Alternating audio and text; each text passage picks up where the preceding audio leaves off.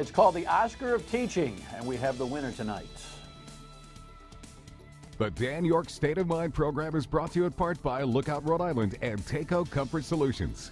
Important conversations with achievers in education. It is just so important that we continue to promote the assets that we have here in education. There's a lot of review on Rhode Island's education. We are well behind Massachusetts' performance.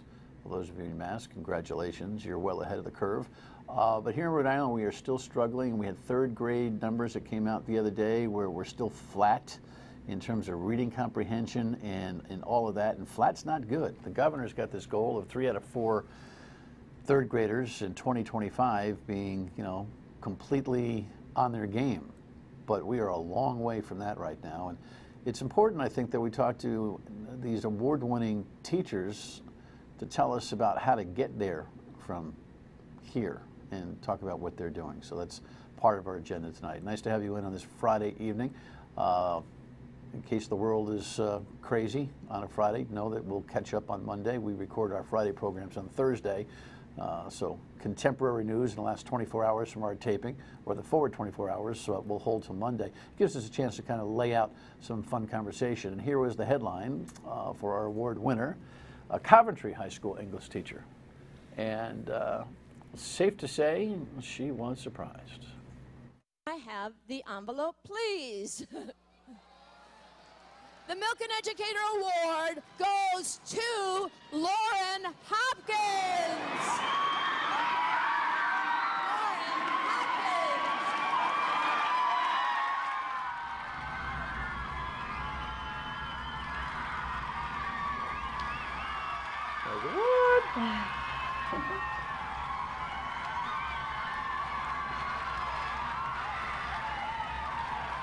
That's my big sister.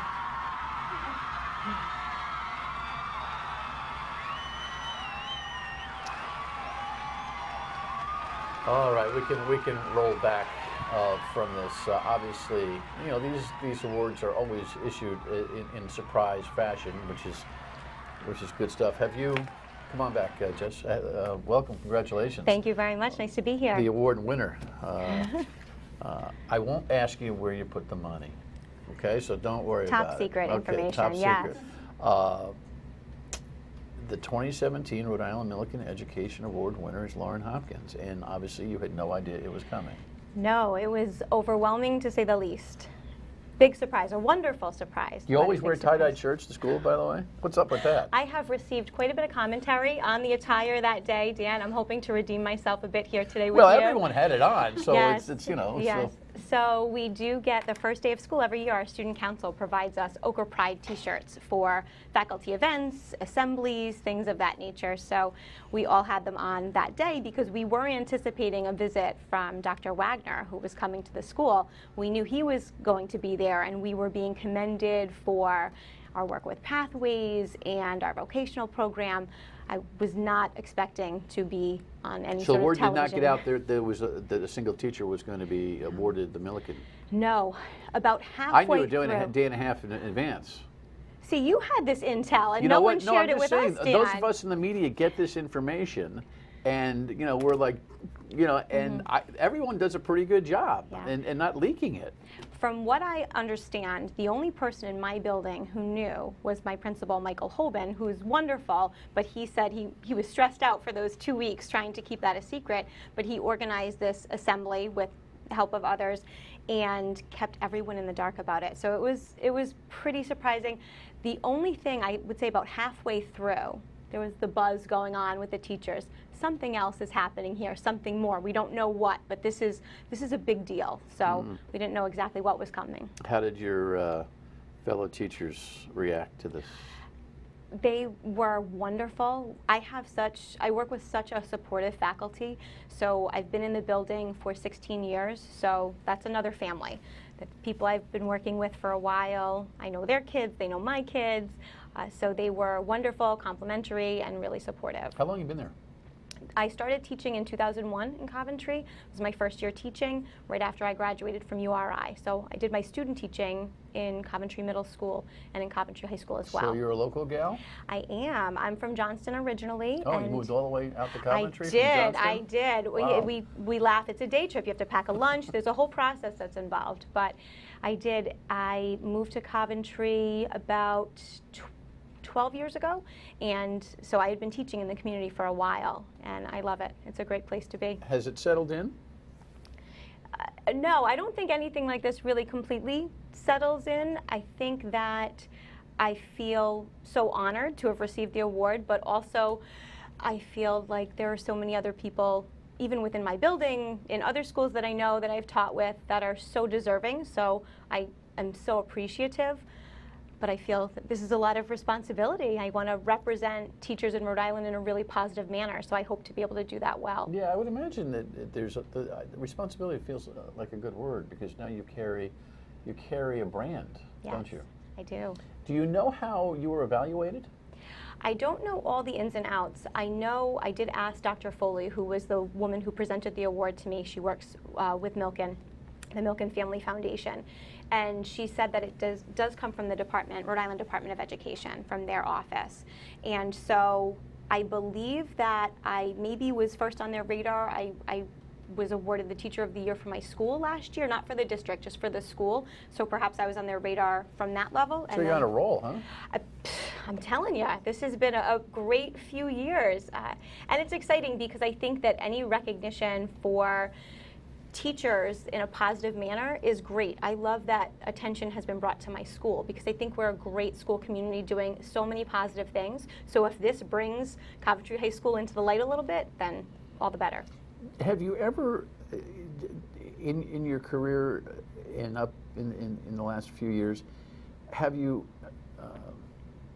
gotten a general sense that what you're doing is extraordinary, and that it's noteworthy and award-winning? I think that I consider myself a strong teacher because I love my kids. I'm passionate about what I teach. I know from them and from their families that what I'm doing is making a difference. To use the word extraordinary sounds too big. I think that I see people every day doing the things that I do, supporting kids, coming up with new and innovative ideas in the classroom. So in my building, I think I'm another teacher. There's so many of us, I think, who are really working so hard and dedicating our lives to working for these kids. Well, the State Department of Education notices you from the Teacher of the Year award, obviously, but at the school. But as you even the local award, did it change your game at all? I think it has to up your game. I do. I think that it maybe gives the idea that, okay, this is great what I'm doing with inside the walls of my classroom, but how can I then use what I'm doing there and broaden that, and how can I make my impact bigger? A few years ago, I had pursued my national board certification, so I think that was the whole maybe impetus that got all of this rolling, and it really forced me to evaluate my own practice. Why do I teach the things that I do? What methods am I using? What's working, what's not? And I think really just being evaluative of my practice has helped me to grow as an educator. All right, so let's get into some of the meat of this. What's working and what's not? You're an English teacher. Mm-hmm. Do kids have the proper command of the language? I think that it depends on the group that's sitting in front of you at any given moment. I teach honors English classes where I have kids who are writing at these insightful, essays and responding to text and really doing a fantastic job with analysis. And then I have other students in a literacy classroom who are struggling to read on grade level. So I think that we have issues on both sides. I think we do some things that are really great, and then I think there are areas that, we need to work harder to engage kids. Have you taught across the spectrum in terms of all grades? I've taught 7 through 12. Okay. There's data out now. Third graders are leveled off again. As a parent, I didn't really realize how important the elementary school years were, yes, and what you get as a middle and high school teacher. Mm-hmm. But it's crucial.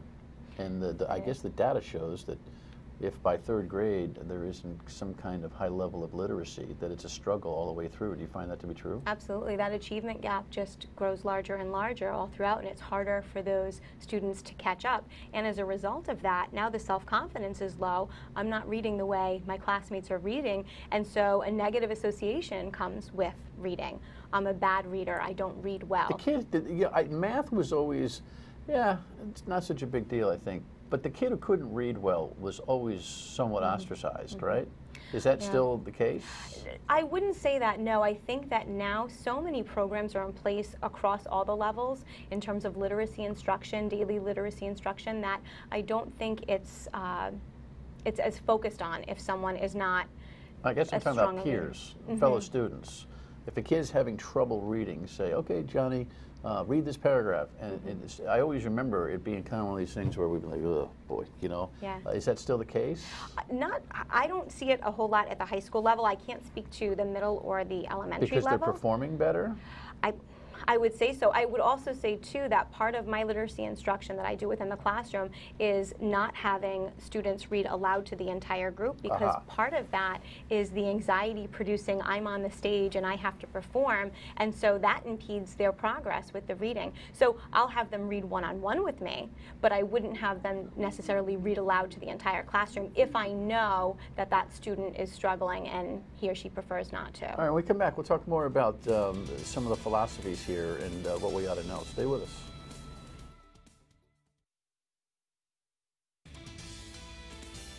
I think that we have amazing kids who show us every day that they appreciate us in all these little ways, and this happened to be an unbelievable, huge way to show, and I'm so appreciative of them that I get to spend my days with them.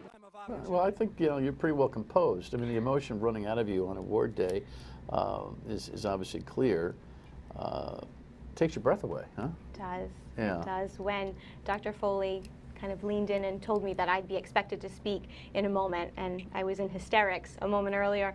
I was nervous, thinking, how am I going to speak to all these people? But I think I looked out to my kids, and I had some of my students, and they're crying, and I'm crying, and just to see them there and supporting me, it was great. So I pulled it together. Relationship, so important.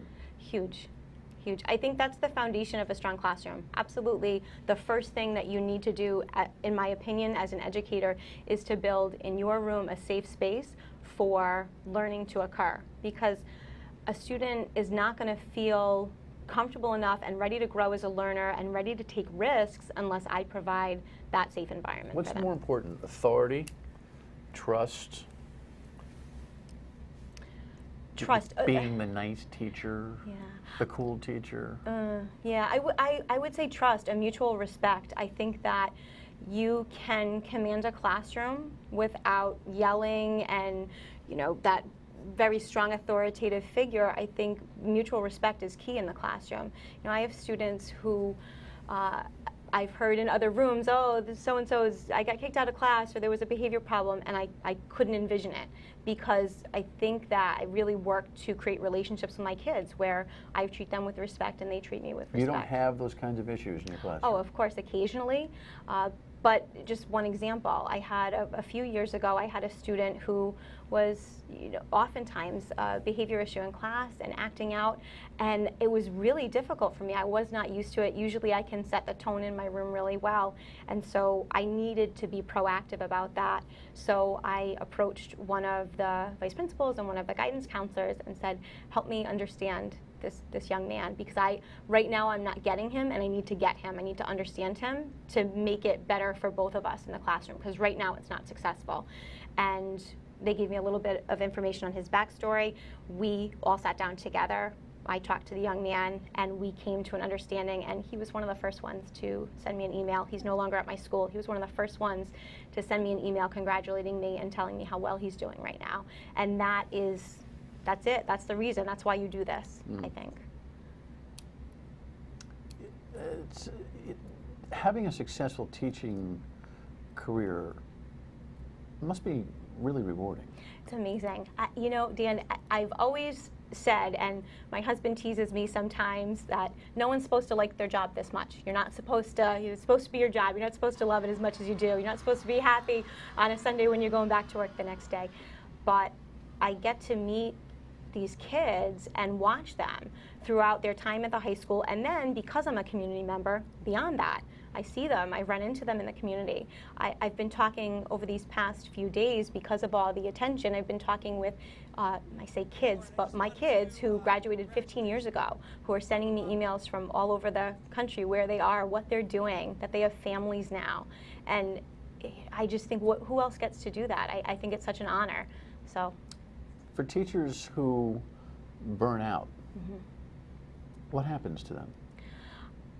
I think part of it is maybe not feeling validated by what they're doing, maybe feeling as though the pressure grows and maybe the support within a building isn't there for that teacher. I think that I'm lucky to work in a building where I know the administration there, they have my back, they have the backs of the kids.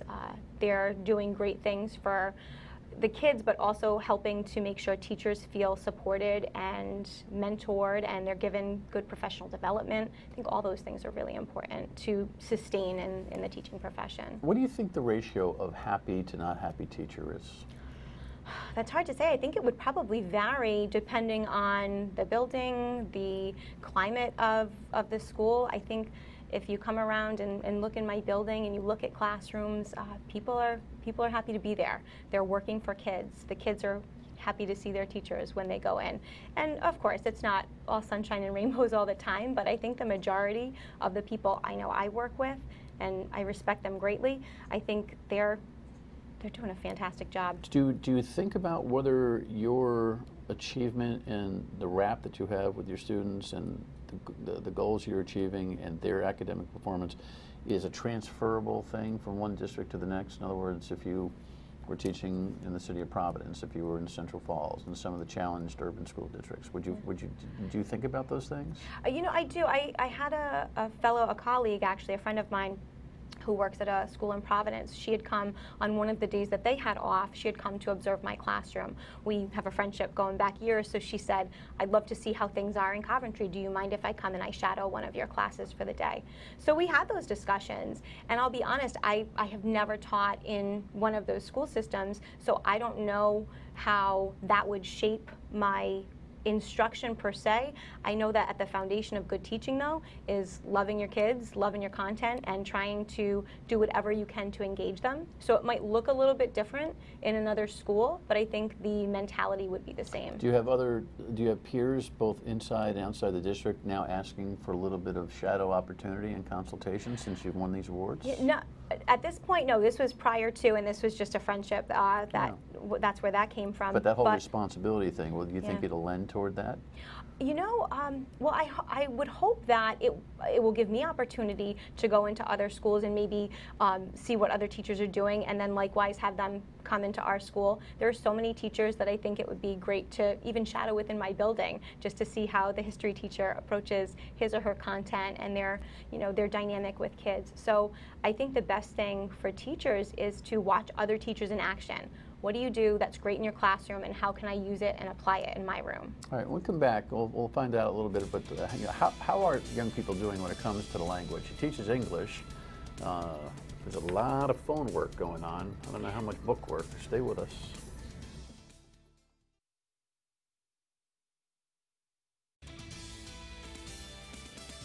The best preparation for a challenging assessment is great teaching, and the kinds of drill and kill activities that people associate with test prep, it just won't work. That is Commissioner Wagner talking about, obviously, standardized testing and all the controversies we've had. Do you have a thought on his discussion there?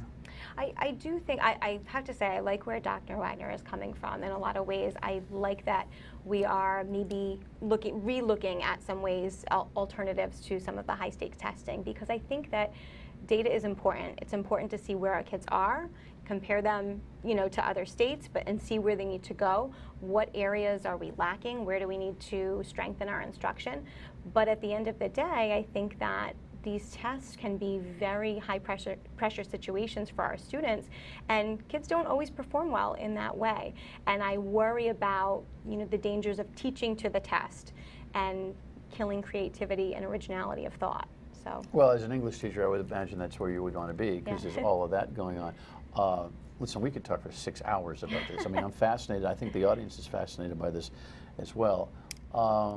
Over the course of the, couple of decades that you've been working professionally here, are you finding that interest, comprehension, skill set has changed when it comes to our young people? You know, are they doing enough reading? Are they doing enough writing? They're doing a lot of reading. They're doing different types of reading though too, and they're consuming information at a much different speed than we were used to. They have information at the tip of their fingers all the time, and so sometimes that can be wonderful and it can be helpful, because if we're doing a lesson and we want to, you know, cite outside evidence, they've got it at the tip of their fingers. But on the flip side, sometimes it's that battle for attention. Please put your technology away and engage in this discussion. Do you find that, as I have with young people who I work with, and you know, I've got a 22-year-old daughter, so I've watched the teenagers grow into young adults, that their knowledge is much more horizontal than vertical?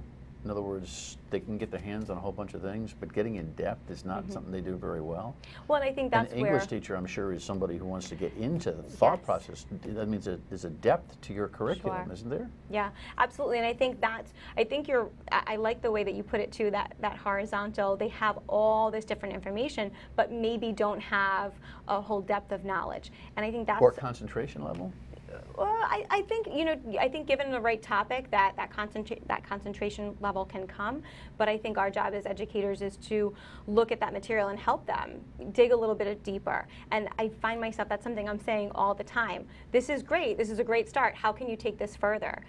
Peel this next layer off. What's the implication for this? And so that's what we're pushing for with their writing. It's what we're pushing for in discussions and Socratic seminars when we're sitting round table.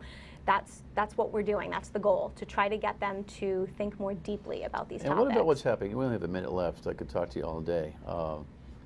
What's your message to parents about what they could be doing to help this process along? I think the biggest thing, and I feel it as a parent too, reading to our kids at home from that early age, and promoting a love of reading. I know my parents did it for me. We went to the bookstore, we went to the library, I got to pick out a couple, you know, different books, and that was huge. It developed my love for reading. I try to do it with my own kids. I encourage parents to read with their kids nightly from the early ages, and then set aside that time for reading each day for them, because that access to text, that access to print is what's really going to help jump the comprehension levels. Congratulations. Thank you very much. Awesome stuff. I appreciate it. Thank you. Don't spend it all in one place. I'll try not to. Thanks for having me. The Milken Award winner, ladies and gentlemen. Final word when we come back. Stay with us.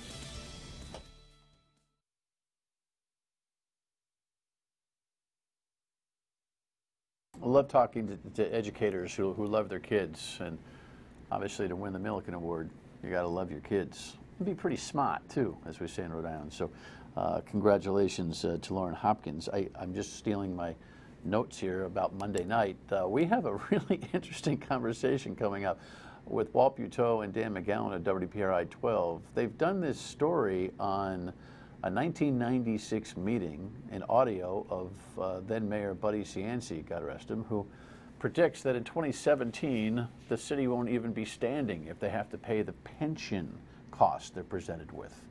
How it turned out, pretty provocative. Monday. See you on the Monday radio show at 3 as well on WPRO.